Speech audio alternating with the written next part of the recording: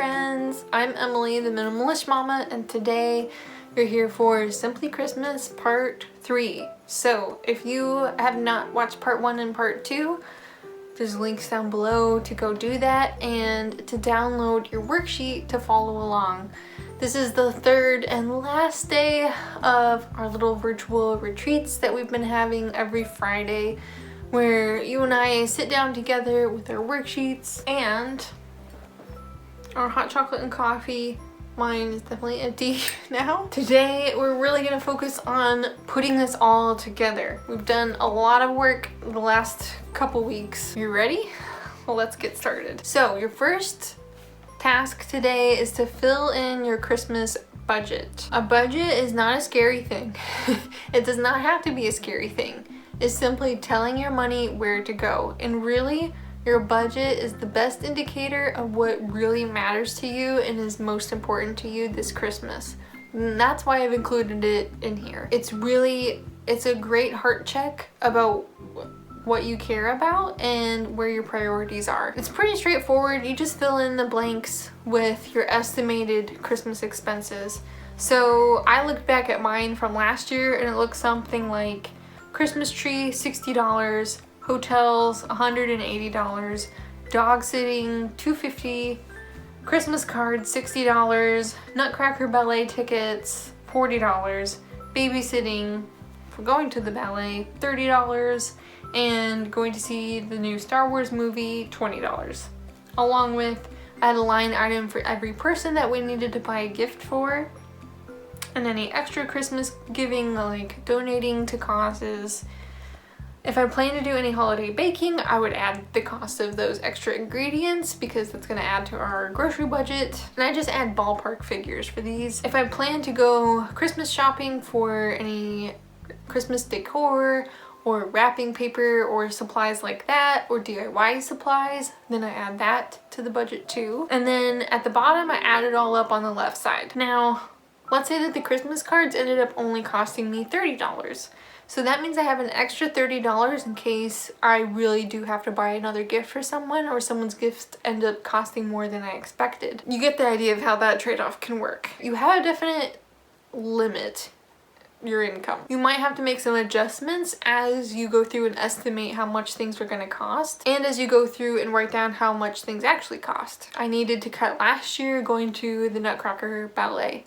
That saved me the $40 on the tickets and also the $30 in babysitting, and instead we ended up just staying home and watching a Christmas movie all together. And it really wasn't a bad trade-off. So refer back to your worksheets, those things that really spark joy or are most meaningful to you, and make sure your budget reflects that. Make the trade-offs that you need to. Remember last week's question about what are you willing to change to get the Christmas that you want. So pause this video here, go to your budget worksheet and work on estimating those costs and filling that out.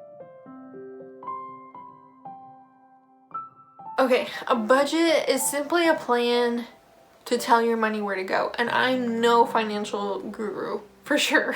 But seeing it all written out really helps me immensely. Instead of living in denial or trying to hide my head in the sand, it's actually a lot less stressful to just plan ahead and know if I really want to buy some Christmas decor, what the trade-off is going to be if I need to make one. Now that we've done our budget worksheet, finally we're going to fill out our Christmas manifesto, putting it all together. We're going to use everything that you've uncovered and discovered through the process of filling out these worksheets over the last 2 weeks. Remember how you want to feel January 1st, what you want to remember in 5 years, and what you're willing to change. Don't worry about getting it perfect, just get it all down. What's essential for this Christmas is, therefore, my priority is to focus on my priority. I will say no to. After activities that drain me, I will refuel by. I will savor the moments by.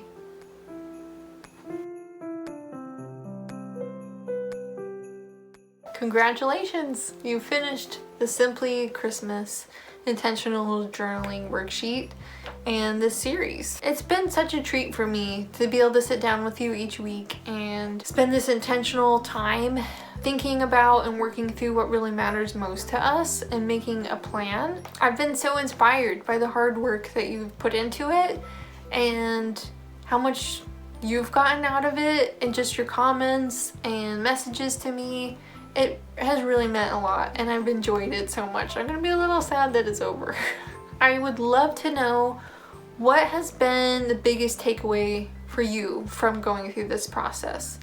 Leave me a comment down below or send me a message or an email. So your extra credit for today is to journal about this whole process.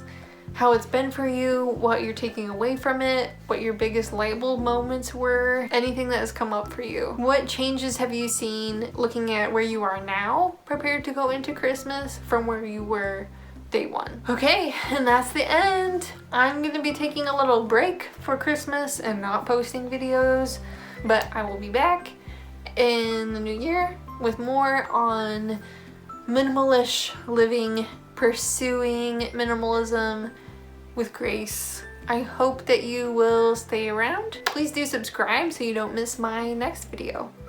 I will see you guys later.